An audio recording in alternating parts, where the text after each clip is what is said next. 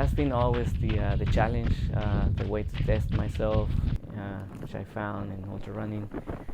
But that has evolved throughout the time, and now it has been more about where the flow is moving, where everyone is running, and it's more about building those friendships and having a great time with everyone. Still, there's the challenge about the event, but it's more with challenge myself with friends. My name is Alan Guevara, and I'm from the city of Tijuana, Baja California Norte, Mexico. I would say I have an open wound since September 2019, and ever since then I've been asking God for a second chance. And since I've been banned from the running events, 200 milers from that company. So last year, a friend of mine has been he did Cocodona250, the first edition. So I went there and I paced him for a little bit, and so I saw myself running that race, and I saw my second chance that I've been asking. So this is my second chance to, like I say, it's like closing a circle in my life, and it's like the same way that we do with people and places that we go. It's like closing a circle, and this is my way to close it. What is up, everybody? Welcome to the Cocodona250 live stream. I'm going to be your host, Matt Feldick. I'm joined by the great Vivian Camille Bobbitt, a.k.a. Viv, as she told me to call her. She's going to be my wonderful co-host for the next few hours. Viv, how are you doing? I am feeling fabulous. Pretty stoked for all the runners today. Thankful that I am not one of those runners today. I hear today is going to be a pretty toasty day, especially as the day carries on and the sun comes out even more. So happy to be here with you, chatting about the runners in the AC. Yeah, it's pretty nice. Sitting in the air-conditioned studio here is probably going to feel a little bit better than it is as the runners are moving along Prescott. There is a reroute this year because of the Crooks fire, which was actually on the course just south of Prescott. So the race is starting in Prescott this year as opposed to Black Canyon City. So in fairness, runners will get a little bit of reprieve from the sufferfest that was the first 50K last year. But right. I think that we're going to be in much better temperature conditions in the studio here. Yeah, for sure. And I understand that has cut, I could be wrong, but almost 15,000 feet of gain from that section.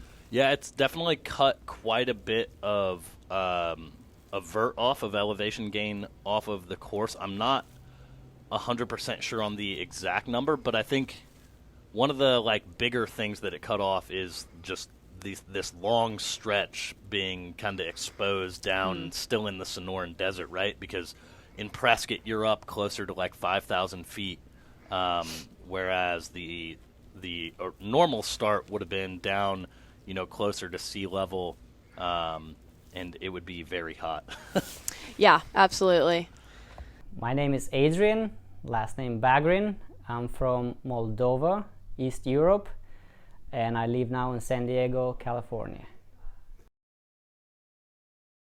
It's been a long coming, I guess. Been running track when I was in high school, short distance, nothing crazy. And then once I moved to the US, I kind of took a break from everything, focused on work and life and stuff like that.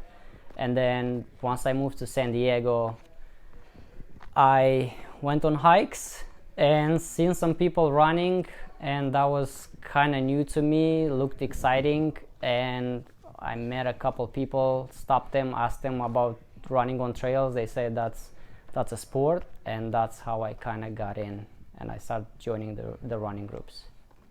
This was a funny one to sign up for, because I did not think of this race whatsoever until I've seen my friend Jose running it last year, and then somehow one night I was just having some drinks, one too many probably.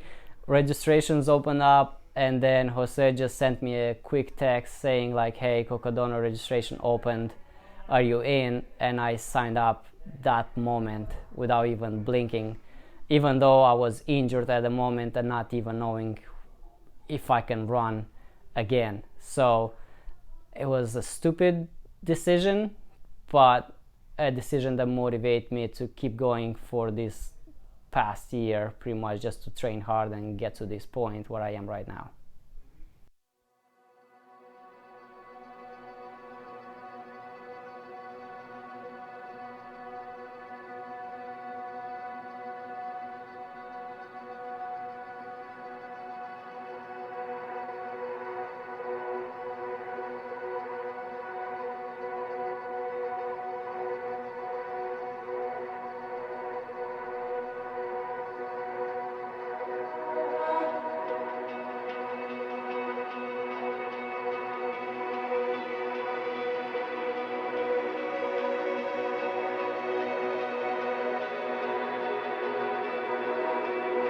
Eduardo Sanchez from Chula Vista, here to run the Cocodona250.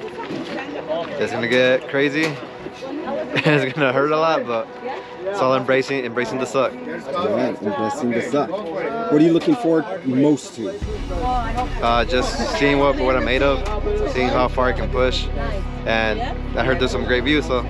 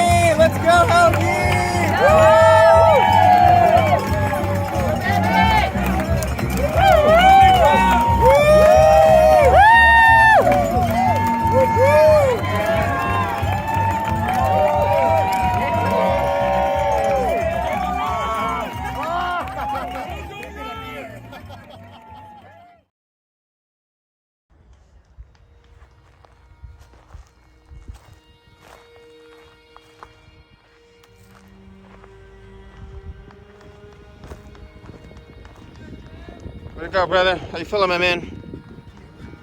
Come on, getting dirty. That's what we do, right? Yep. Come on.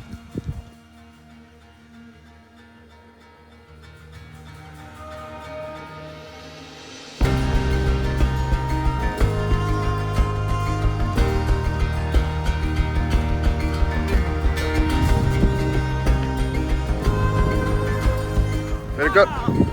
Way to go, my man. How you feeling? Yeah? Looking good, brother. Okay.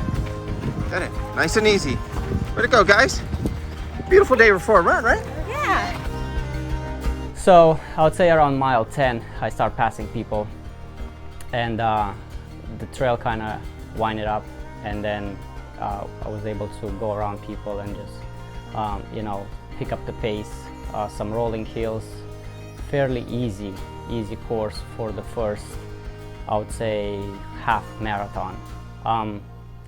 Then the first aid station hit Iron Springs. The first aid station, just came straight through it, got some water, refilled, and just took off.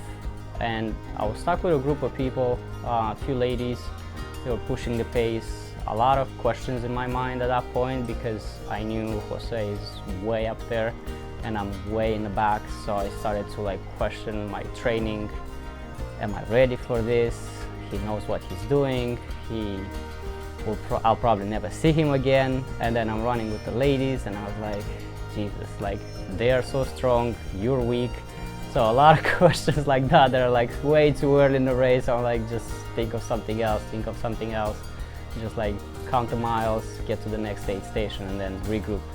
So got to White Rock aid station, first aid station where I got to see my crew. And it was nice, a lot of people there.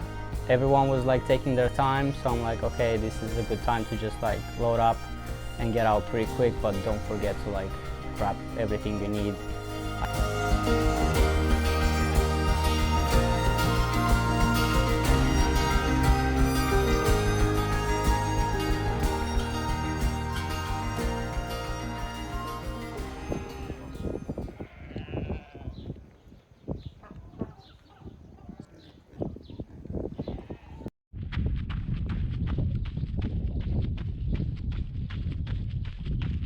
Well, it has been always like go slow, remains the same, go slow, low heart rate, try to keep myself away from injuries, anything like hurt me, don't do anything crazy, and primarily is enjoy the race, have a great time with everyone, pacers, and enjoy the views.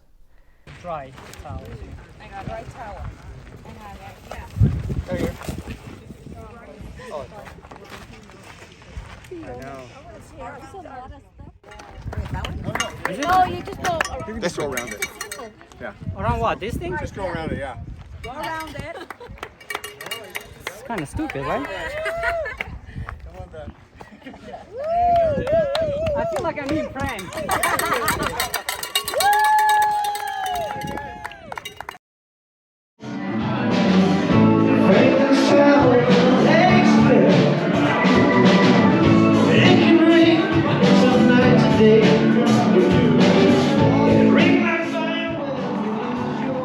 Okay, vámonos, amigo. You got a whole family waiting for you. How you feeling? Everything hurts. It's all right, brother. Nice and easy. Yeah, Okay? brother. You know the way. Vámonos. Yeah, brother. Awesome. Go get it, Elder.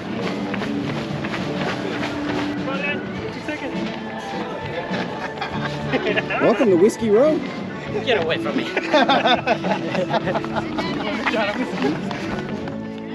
Very interesting course, mixed trails and roads and neighborhoods, and you see everything about Arizona, so that was really nice. As soon as I got close to Whiskey Row, I think Chewy was waiting for me at the street light, so I knew I'm close. And then coming into that aid station, I was just shocked of the way that aid station is set up. It's so nice. I didn't expect that. So many people, felt like a party station, and I wanted to stay there longer and just to take my time, but then I wanted to keep moving because I knew, obviously don't want to make it all about me and Jose, but I knew Jose is there, someone said it, so I just didn't want to let him go too far and just wanted to stick closer to him and eventually to pass him.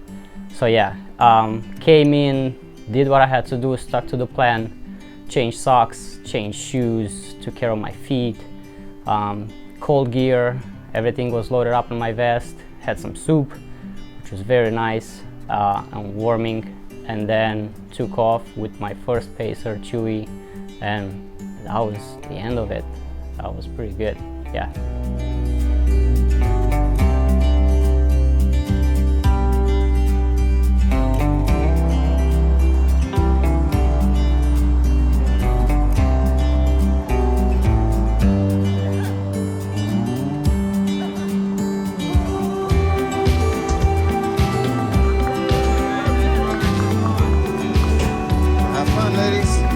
Get dirty.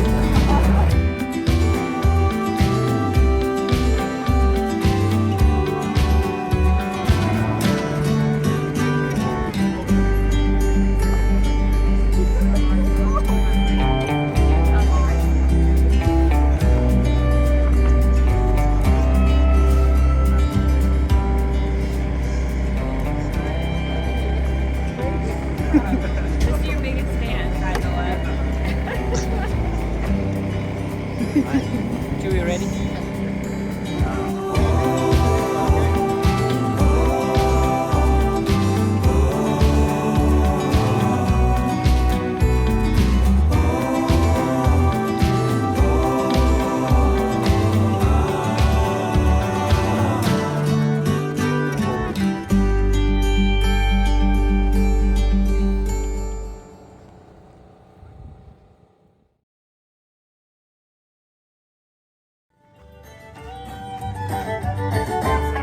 Getting close to Whiskey Road, got there by early morning. I think it was close between, let's say, between 1 a.m. and 3 a.m. One thing I learned about the ultra running when you're doing long distances is that all the people that you see the first 50, 60 miles, everyone that you encounter, the more likely than not they're gonna be the people you're gonna spend the whole time throughout the race. I mean, you can leave them behind for miles, probably for days, but at the end, before your finish line, you're gonna see them again. So one thing that I learned is that you better learn to talk with the people, spend the time with the people, enjoy the time with the people, because they are gonna be your companions for the rest of the race, and they can help you out. And I was pretty excited. I was thinking about whiskey, drinking a whiskey, having a shot of whiskey from the race.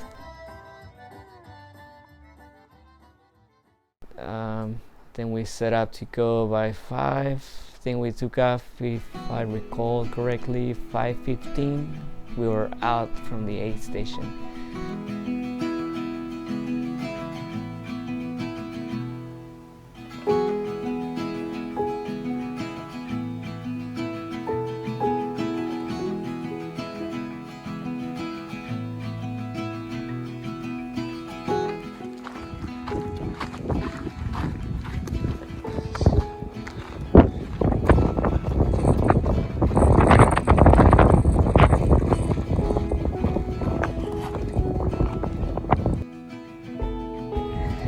Here we are, Tuesday morning, 7:19 a.m.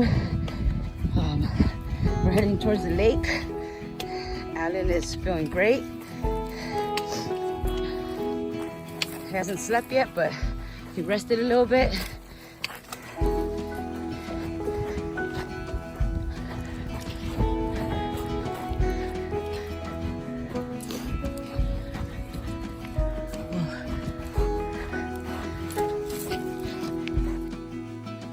They are at mile 70 between aid station 7, Whiskey Road, and aid station 8.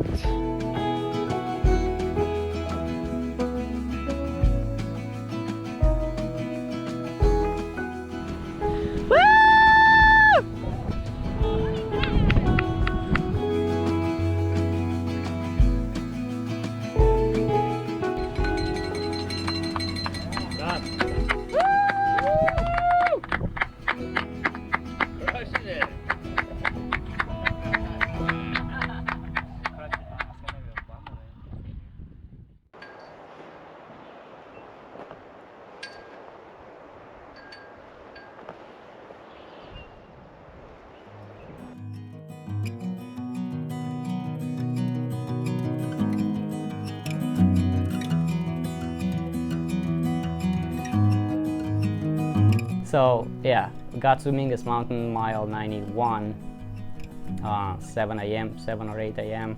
And this is the first time when I wanted to take my time, recover a little bit, try to get some sleep maybe, and before I head out.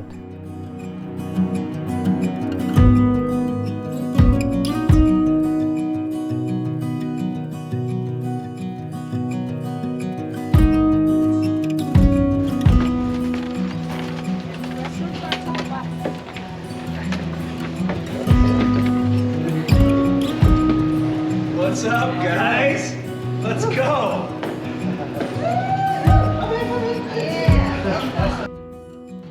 Yeah, so this is one of the biggest mistakes. I had a plan for sleeping, because I know myself.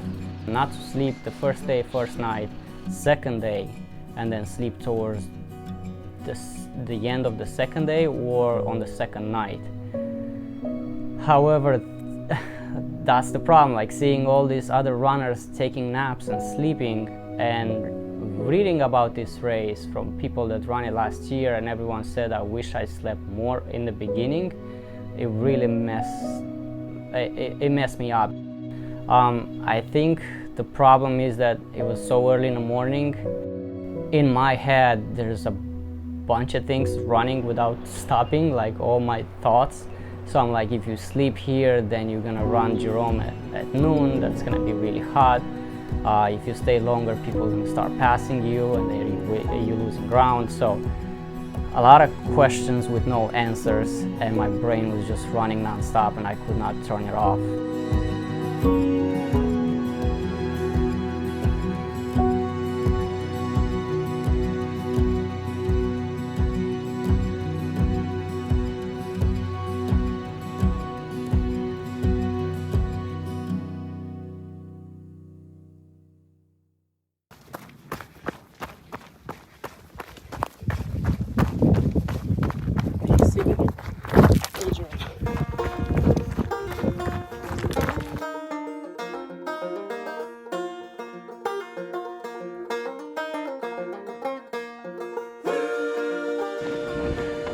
It was so technical, this section was insane.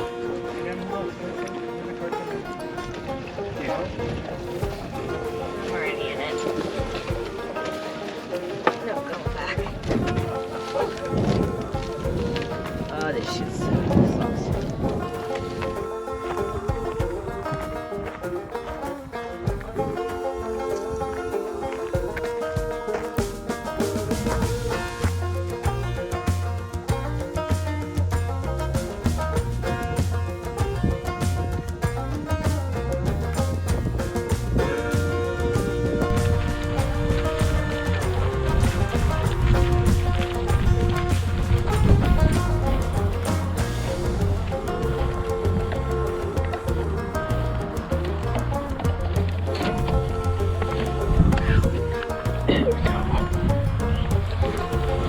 I would pop it with the needle going this way.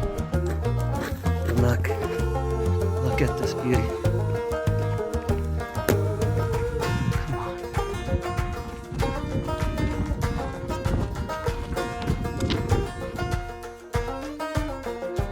It was wild, you have no idea. 8.5 miles, but it was like, not even technically, it was just rocky.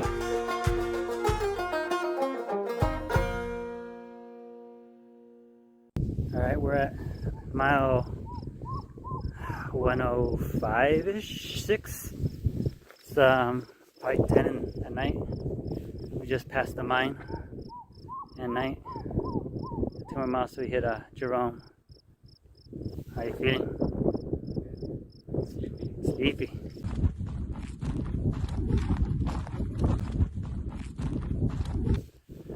Make our way out of here. Get a little aid station love.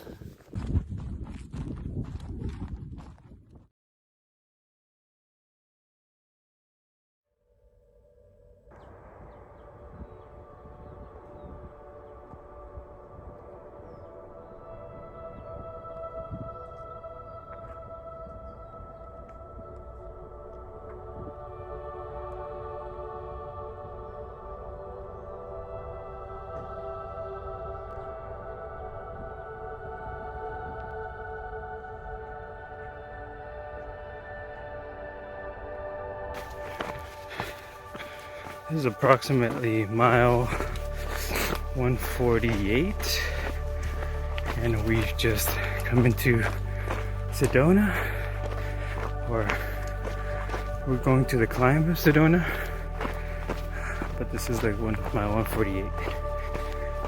Adrian's looking strong, as you can see. He already left me. So I ran with Heather, and yeah, she kept me moving like really fast, especially on the climb. And there was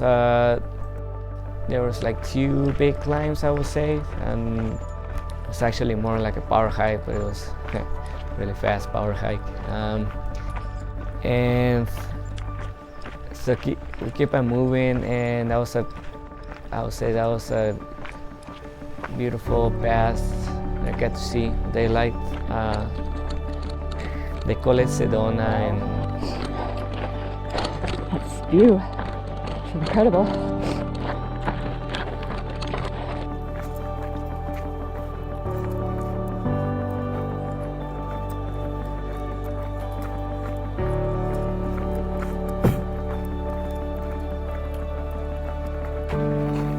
Mile 157, the Foxborough Dam.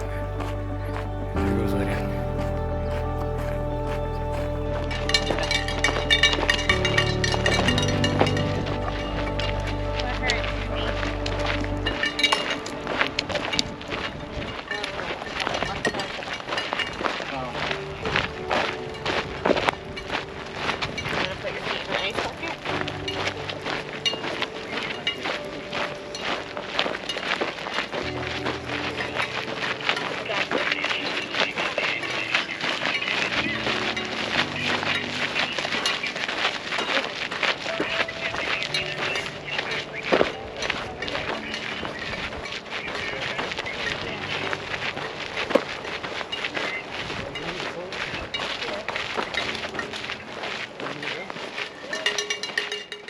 When we got to 2 months park, I knew I need to see a doctor and see if I need to rub my feet or pop some blisters and stuff like that. And plus on this section, I believe as soon as we left Sedona, my chest pain, that's when it started. So I had some issues with my chest pain, whatever that was. When we got to Monts Park, the doctor thought it was my diaphragm from too much breathing non-stop, not taking breaks, and just a heavy pack on my back that was putting a lot of pressure on my my diaphragm. So every breath, deep breath, would be like a sharp pain in my chest, and then every time I was trying to run, every bounce in my step, it will be painful.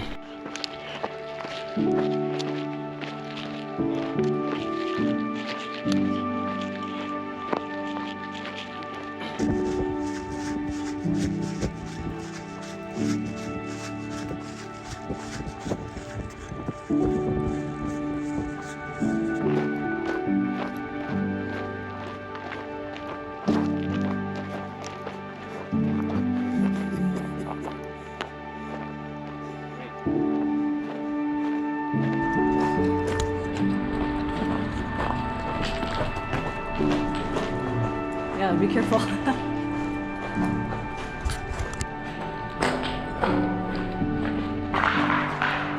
weird.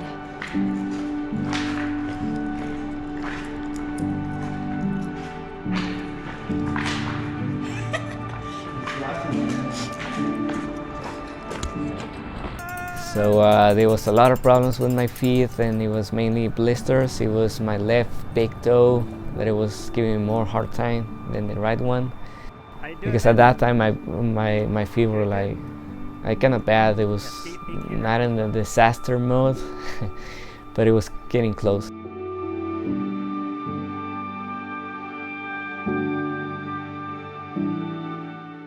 The usual stretching, feet massage, popping the blisters. I was really feeling my feet.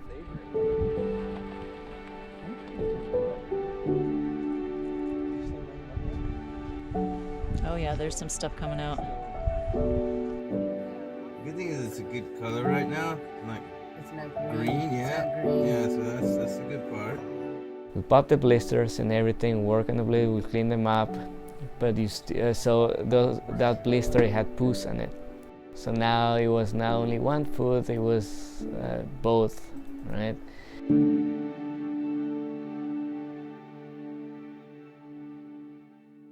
So we're walking down to the water. About to get a little wet before the night comes. Well, I mean, it's working because work, right? We're putting in the work, but you know, let's try something a little different, you know?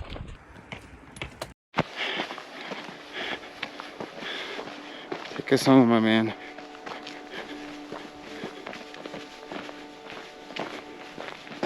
different. Yeah, I should be where too. Like that front a little wider.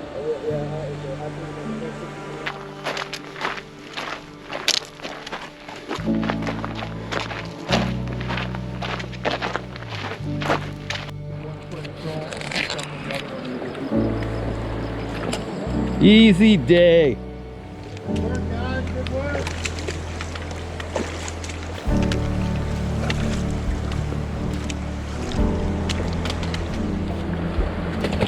Well, it's all good, Mac. Don't worry about yourself up there.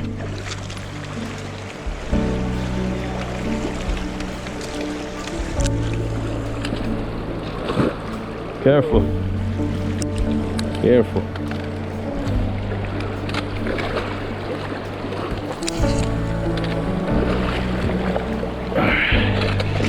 Holding on the rope. Hold the line.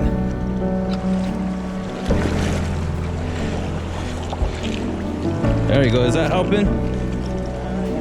Okay. Yeah.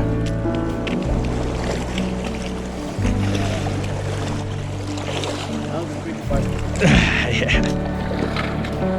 All right. Good job, my man. Woo!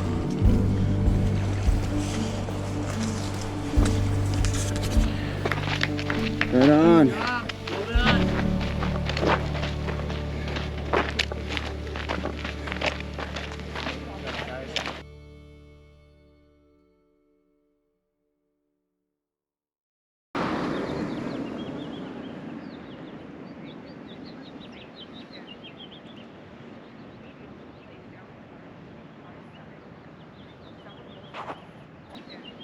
The bottom of my feet, it was in so much pain, but I didn't know what it is. Like that was the issue. Like you don't know what it is. You know you have pain, but you don't know if is it blisters. Are they forming?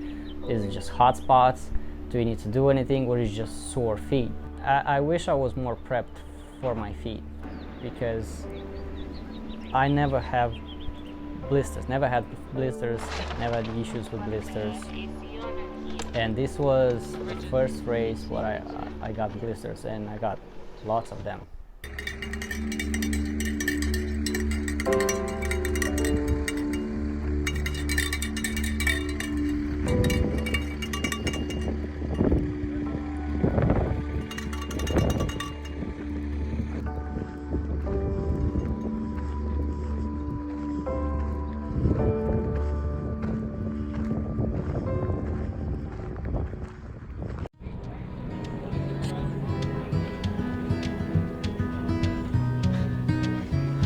Get in the joints. Get in the joints. Now, by the time I got there, my feet were like again destroyed in terms of feeling the pain.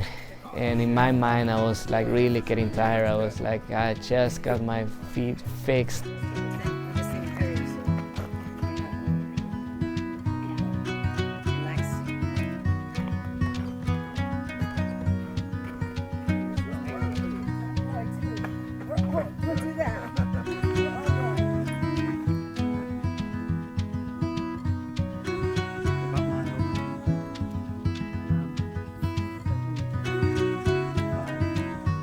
Climbing and grinding. Almost beer time.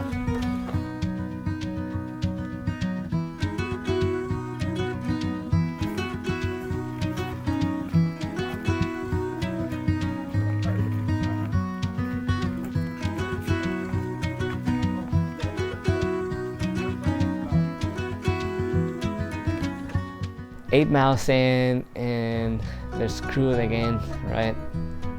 So I said, you know what, I'm gonna take a rest and raise my feet so I can prevent my feet from swelling too much. Still going strong. Look at that. Slow down.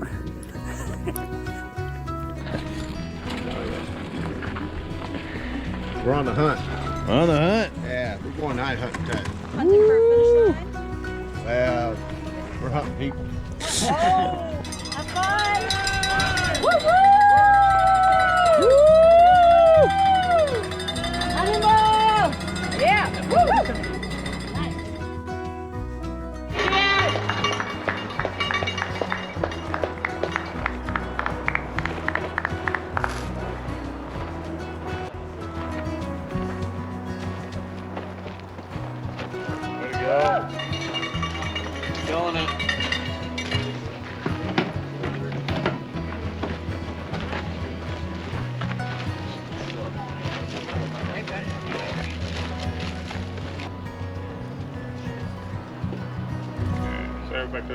We got to Walnut Canyon, and that was the last time I see my crew and everyone else.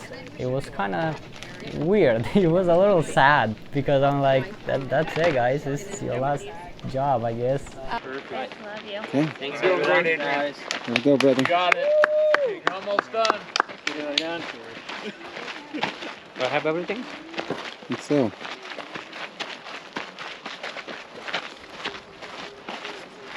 Shit. Yes. I was gonna think my watch is gonna last, but it's fine. You good? Yeah. You soon, Adrian. Thank you. See you at the finish! Woo!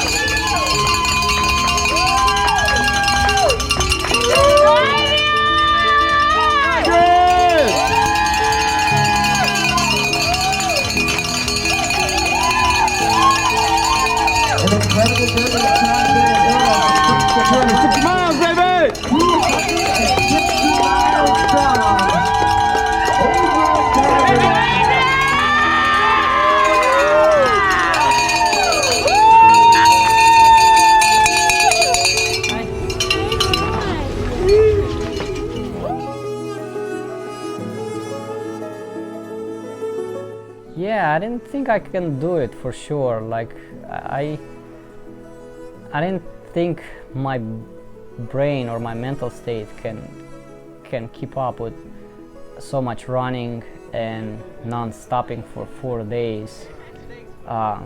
It sounds impossible, and I really didn't know what am I gonna think about it. What will be my breaking point? How am I gonna be when I'm on my low moments? And I just learned that it's not that bad. Like, my low moments are not really that bad.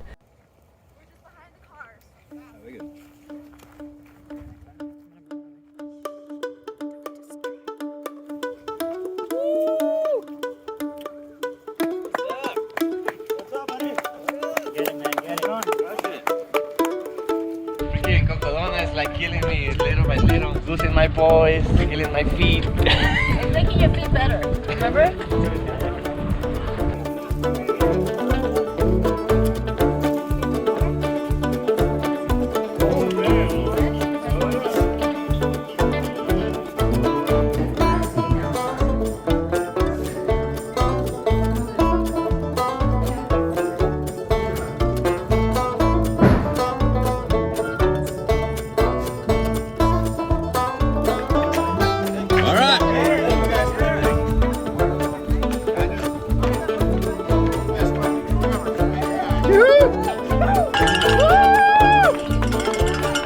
Yeah! Get it!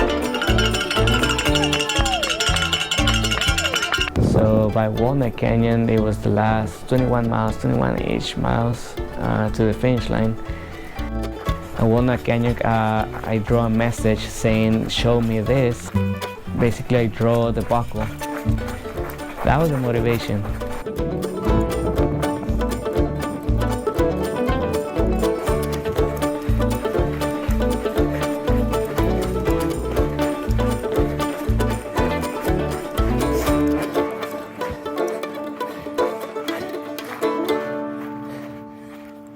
Climb. Anyways, we started climbing Mount Eldon. To me, it didn't look that impressive. It was just like any other mountain, right? It's not that impressive. Probably by a mile in on the climb, I started really to feel the climb.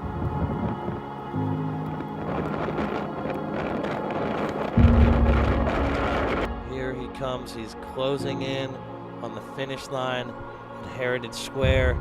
Here we see him. We know that the feed is a little choppy here, but we would rather have choppy footage than no footage at all.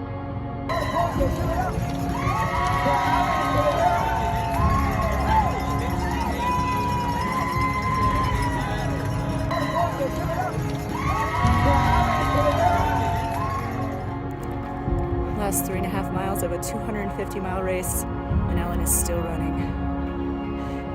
Looking strong! Looking strong.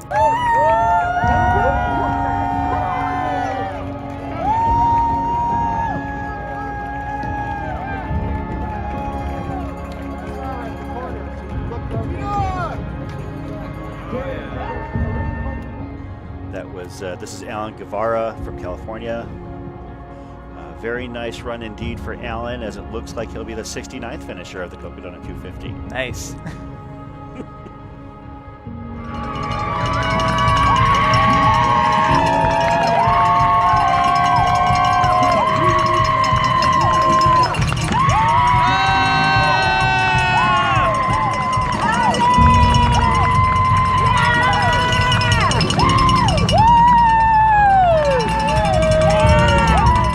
This time I crossed the finish line, I was happy.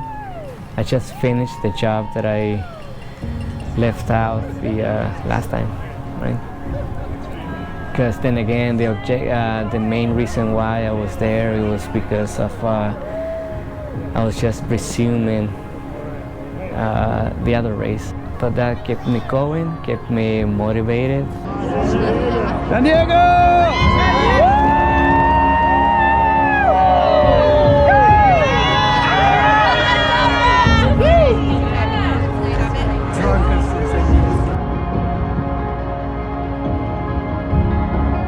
You set an objective, you say you're gonna do it, you start and you finish it at all costs.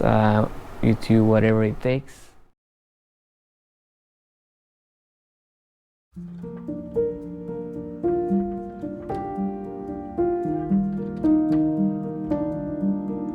Eduardo Sanchez carrying his daughter on his shoulders as he is about to make the left-hand turn onto Birch.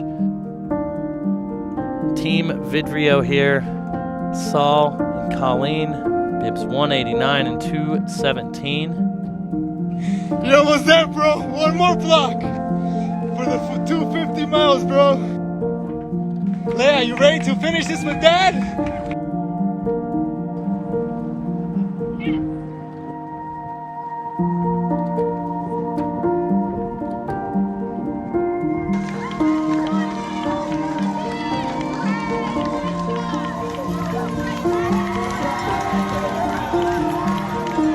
Finishing the Cocodona 250 from Chula Vista, California.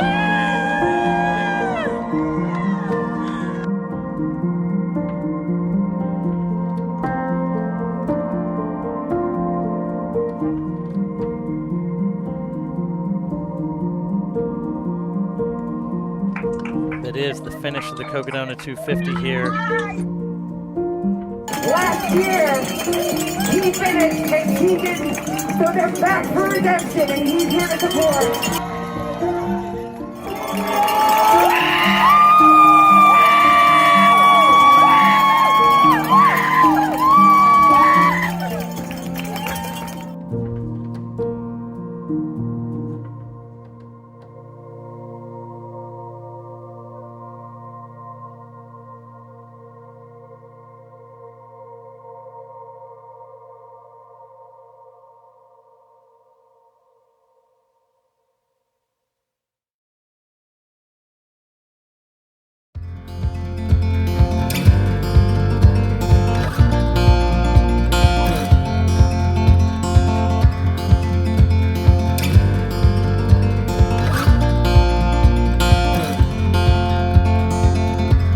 Love that we'll never need to hide. Love will always rise above. Whatever comes, we will be just fine. If I am yours and you are mine, take my hand and let's fly away to another galaxy. Hold me close, I want to feel your love. Together we are free. Just be with me. Just be with me. Just be with me.